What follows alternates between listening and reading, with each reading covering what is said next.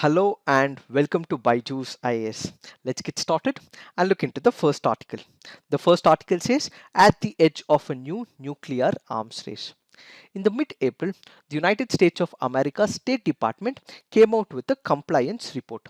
What is this compliance report? This will look at multiple countries and will see if these countries are complying and are adherent to the international norms and consensus. What does it include? It looks at the arms control treaties, it looks at non-proliferation of nuclear missiles, it looks at disarmament agreements and the commitments of the countries, whether all these countries are complying to these rules and regulations as laid previously by the international system. In this particular compliance report, the United States of America currently feels that China has violated the Comprehensive Test Ban Treaty. Why? Because they feel that China has been conducting nuclear tests at the Lopnur test site in China. And at the same time, the United States of America State Department also feels that Russia has also been conducting these nuclear tests. This means that Russia has been conducting nuclear tests, and this could escalate the ties between these two countries and United States of America and ultimately lead to the arms race of the nuclear missiles. Before we understand what this violation of Comprehensive Test Ban Treaty is, let's have a look at the Limited Test Ban Treaty or the Partial Test Ban Treaty. Two superpowers, United States of America and Soviet Union, during the Cold War period engaged in the nuclear arms race. This was a competition to dominate the global world order and also attract multiple countries towards their ideology. As they escalated the nuclear arms race, there were also fears within the country. The fear was about the impact of nuclear testing both on the environment as well as the human health. This is where the Cuban Missile Crisis also steps in the year 1962. What happens? Both the United States of America and the Soviet Union almost come to the brink of a nuclear war. This had created a greater paralysis across the entire world as what would be the future condition of two great powers. This is when the incident highlighted the necessity for these two countries to come together for a greater cooperation between two nuclear powerhouses. That is when they realized that mutual desire has to be there for us to restrain the nuclear arms race, and that is why they came up with a treaty called as LTBT in the year 1963. So what is this LTBT or the Limited Test Ban Treaty? This is nothing but an arms control agreement where between all these member countries, that is United States of America and the Soviet Union, what will they do? They will restrict the testing of nuclear operations, the nuclear weapons, and limit the nuclear proliferation. On one side, they will not be conducting any of the nuclear missiles operation, and at the same time they will also not send it to the other countries. So this will limit the nuclear proliferation as well. As a result, what this treaty prohibits is testing of nuclear weapons where in the atmosphere, underwater and outer space. But there was an exception that these countries could test or conduct operations underground. So where they could operate was on underground, and where was it prohibited? In atmosphere, underwater as well as outer space. So what is the significance of this LTBT? What this meant was that United States of America and Soviet Union came together, and these superpower cooperation helped in nuclear arms control and proliferation. Both these countries also ensured that other international nuclear powers also signed a similar agreement as well. What it also led to is slowing of proliferation. Therefore, the United States of America, the Soviet Union and the United Kingdom signed this partial test ban treaty. But there were some concerns as well. What are these concerns? The Limited Test Ban Treaty barred the nuclear testing in atmosphere, underwater and in outer space. But what it also means is that all these superpowers would be able to conduct their nuclear testing underground. So what this means is that these countries started conducting these nuclear tests underground, and at the same time, let's say these countries also banned themselves from conducting in atmosphere, underwater or outer space. But how is it going to be decided? Who is going to decide it whether they have not done it or not? So there was no foolproof verification system. And apart from that, France and China China started conducting atmosphere tests, underwater tests as well. So this means that the other two superpowers were not part of this particular treaty, and as a result, what we see is that this LTBT was ultimately a failure. This is when they wanted to come up with a new treaty, and that is what is called as the Comprehensive Test Ban Treaty. So what is this Comprehensive Test Ban Treaty? So in LTBT, we had the atmosphere, underwater and outer space. But in the Comprehensive Test Ban Treaty, what it also has added is the underground. So this Comprehensive Test Ban Treaty is that treaty which bans all nuclear test explosions in all environments in any part of the world. So any country which is signing it or ratifying it will not be able to carry out any nuclear weapon testing in any part of the world. Then there was a major flaw when it comes to the LTBT, and that was with respect to the verification. How will countries look and verify whether that country is complying? In order to address this key issue, what the CTBT has is a unique and a comprehensive system. It includes the international monitoring system, it includes the international data center and the on-site inspections. What is this international monitoring system? This basically will detect the nuclear operations or nuclear explosions anywhere in any part of the world. That means it will have certain modules like the seismic detection, which will detect the shock waves in the earth, which could be a problem because of nuclear testing. Then what we have is the hydroacoustics to detect the acoustic signals in the ocean. Then we have the infrasound, which will detect the low frequency sound waves in the air because of this particular testing. Finally, what we have is the radionuclide, which will detect the radionuclide particles and noble gas, which is a resultant of this particular testing. Apart from the international monitoring system, this CTBT will also have the international data center, which processes and distributes data to the state parties, and then there will be on-site inspections where 40 inspectors from different countries will step into that particular country in case there is a violation to conduct field operations as well. This may be requested by any country which is part of this CTBT. Now the question is, what is so important about CTBT? What is the significance of CTBT to the world order? The CTBT happens to be the last barrier on the way to develop the nuclear weapons. So it means it will curb the development of new nuclear weapons and improvement. It will legally bind all those countries from conducting nuclear testing, and at the same time it will prevent human suffering and environmental damage that has been caused by the nuclear testing. Now the question is, why has the CTBT not come in force? According to CTBT, there is a particular article called as Article 14 of the CTBT. This article says there are about 44 countries, and these countries have previously tested nuclear weapons, or there has been a prima facie evidence about they having some nuclear missiles or some conduction process. So these 44 states, only when they happen to sign, ratify, and when all these countries come up together, that is when CTBT will come into picture. Unfortunately, some of the countries which are part of this have either signed, but some of them have signed and not ratified as well. So let's look into these countries. China, Egypt, Iran, Israel and United States have signed this particular treaty, but they have not ratified it. But North Korea, India and Pakistan are the ones who have not even signed this particular treaty. Because these countries have not signed it, that is why CTBT has not been implemented.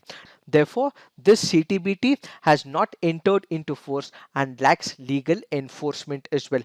But why has India not signed it? What are the reservations of India when it comes to the Comprehensive Test Ban Treaty? According to India, it feels that the world is divided into haves and have-nots. There are countries which have the nuclear weapons. There are countries which do not have the nuclear weapons. So it has divided the world, segregated the world. Only when we have a universal implementation, complete nuclear disarmament in a time-bound manner, that is when India will comply by it. As of now, it is dividing the countries into nuclear haves and have-nots. That is why we are not going to comply by the Comprehensive Test Ban Treaty. On the security front, we have two neighbors who can be a major problem for India. One, you have China on the northeastern side, then you also have Pakistan on the northwestern side as well. So when you have two countries who have the nuclear powerhouses, how can India joined this comprehensive test ban treaty. This is where India's ambassador to United Nations in Geneva had once said that India will not sign this unequal treaty, not now nor forever, in the year 1996, and that is because of two reasons as we just discussed. Now coming back to the present context, because China has violated the comprehensive test ban treaty, because Russia has violated the comprehensive test ban treaty, United States of America sees Russia and China as its rivals. What also needs to be understood is up until 1990, what we had is a Cold War between United States of America and erstwhile Soviet Union. And from 1990 up until 2010, there was unipolarity. The United States of America was the global superpower and had the hegemony in control of the world order. But after 2010, there is multipolarity. What we see is the growth of China exponentially and supported by the rise of Russia as well. This means that United States of America is no more a single superpower. So what this has led to is increasing militarization in the South China Sea by China. And there is also another argument that this coronavirus pandemic was a warfare that has been instigated by China, because there is growing militarization in the South China Sea, and also because of the warfare which is assumed to be so by the United States of America. The United States of America has been conducting nuclear tests in the Nevada test center in the United States of America. So what it means is the United States of America is planning to expand the role of its nuclear weapons, and this can be a major problem for the nuclear arms race. When Russia and China were questioned about their action, both of these countries have dismissed the allegations of the United States of America. Instead, they have counter questioned the United States of America as to why they withdrew from the Iran nuclear deal, from the INF treaty of the United States of America and Russia. This is where we have to realize that any resumption of the nuclear testing may signal the demise of this CTBT, marking the beginning of new nuclear arms race. It is this that we have to understand with respect to this article. Now let's look into the next article. This article says protecting the poor from becoming poorer. Whenever there has been an economic crisis or a pandemic or an epidemic, the major sufferers are the poor people. Why are the poor people the major sufferers? Because they do not work in the organized sector, but instead they work in the unorganized sector. They do not have salary, but instead they work and get their living on a daily basis. They do not have savings, and all their savings is only for a day. So the major sufferers are the poor people. And because they do not have access to the money, they are not able to eat proteinaceous food. And because they're not able to eat proteinaceous food, which is having the nutrition, what they lack is the immunity. Because they lack the immunity, the spread of a contagious disease when a pandemic strikes, the more the sufferers are the poor people. And that could what could happen in COVID-19 is what this article all about. Added to the poor immunity, the poor people also have inadequate access to the safe water, sanitation, quality healthcare, and all this has led to deaths and illness due to COVID-19, which will directly impact the poor people as well. Let's say there is a person who is the breadwinner for that particular family, and if this breadwinner is infected by the COVID-19 and if he happens to pass away in the near future, the only person who is working for the family is now dead, and this could have spiral effects for the family as well. So what this article discusses is that for a poor person, the economic losses are not only immediate, but this is also seen in the near future as well. The article next takes the argument of a children. The children go to the schools, one for learning purpose and the other is because these schools provided the midday meal schemes. So this midday meal scheme was providing nutritious food to the children, but now the schools have been shut, and as a result the midday meal scheme has been shut, and then what we see is food is not being provided to the children, and that has led to nutritional lacunae as well. The third argument put forward by the author: if let's say there is a woman who is not fed properly before she's delivered the baby, and after she's delivered the child, if the child is not fed properly, this could lead to lack of cognitive development skills by the child as well, which means if it is not fed at the early stages of the life, they would not become intelligent, they would not be able to accomplish educational achievements, is what the author is trying to say. Looking at all these issues, the author has some important recommendations both for the central government as well as the state government. The author here says the central government and the state governments have taken up initiatives. One is to provide free and the subsidized food for all the low wage households, and also direct cash transfers for the vulnerable sections, which include the senior citizens, farmers, rural workers, construction workers, as well as widows. Yes, they have taken important measures, but is it reaching the right people at the right time is what is being questioned by the author. Let's take the example of the public distribution systems. There have been n examples in the past where the public distribution system has not been working effectively. Why? Because the poor people may not have access to the Aadhaar card. In such a scenario, the poor section were not given ration as well. This is where authentication should be completely removed, and universally all the poor people seeking for the ration should be provided is one such argument. Apart from this, whatever measures that the government has currently taken is all short-term programs, but what the author requests is for a longer duration. It should not be for a 1 month or a 2 month duration, but this should be for a longer duration. Why? Because the poor people are the major sufferers. They do not work in the organized sector, they live in the daily wage workers, and whatever they get on a daily basis becomes their food as well as fodder. So instead of providing these food and subsidies and direct cash transfers only for a month or two, it is requesting the government to provide for a longer duration, and at the same time it is also requesting the government to have a target specific populations like the women, like the children, who can be the major sufferers because of the COVID-19. If the government is able to do all this, then we would be able to take the poor off this particular issue, at least temporarily, is what this article all about. Now let's look into the next article. This article here is speaking about exercise pitchback. This is an exercise which happens every 2 years, that is biennially, and this is organized by the Royal Australian Air Force. What is the objective of it?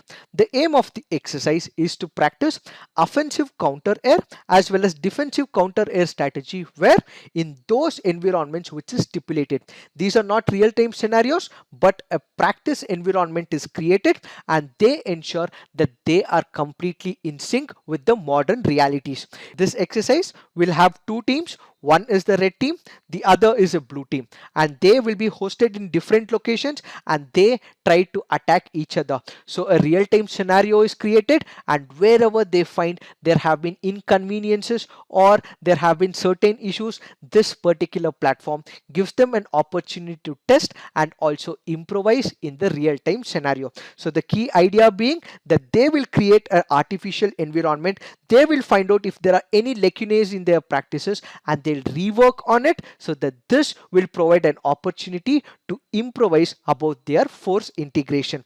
And now when it comes to India, India participated in this exercise for the very first time in the year 2018.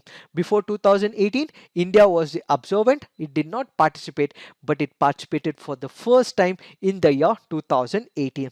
What is the significance of this exercise?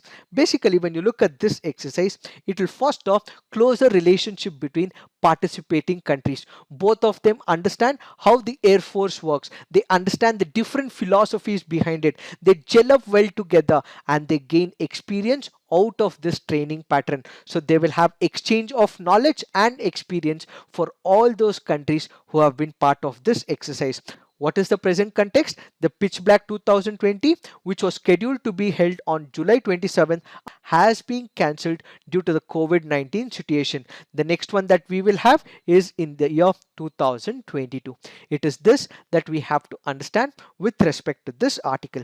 Now let's look into the next article. This article here is speaking about Yemen civil war. Kindly remember, before you understand what this article is all about, I want you to go back on 18th of September 2019, look into the fifth topic, Yemen conflict explained, where the background has been discussed. So kindly look into it and then come back to the current discussion. What is the current discussion all about? There was a civil war, and this civil war was between the Yemen's internationally recognized government with the Houthis. Who are the Houthis? They are the rebels in Yemen. And who were they fighting? They were fighting the officially recognized government. These Houthis were supported by the Iran. And Iran is one of those countries which is Shia dominant. That is where when Houthis started fighting the internationally recognized government, this internationally recognized government in Yemen seek the help of Saudi Arabia. Why Saudi Arabia? Because this recognized government has a Sunni dominant population, and then Saudi Arabia being the representative of the Sunni body, that is why the recognized government seeks the help of Saudi Arabia. Now Saudi Arabia does not want any of the Shia dominant forces on its border area, and that is why it starts supporting the internationally recognized government of the Yemen government, because it does not want Iran to interfere in its backyard. What happens? This is where United Arab Emirates also enters into picture.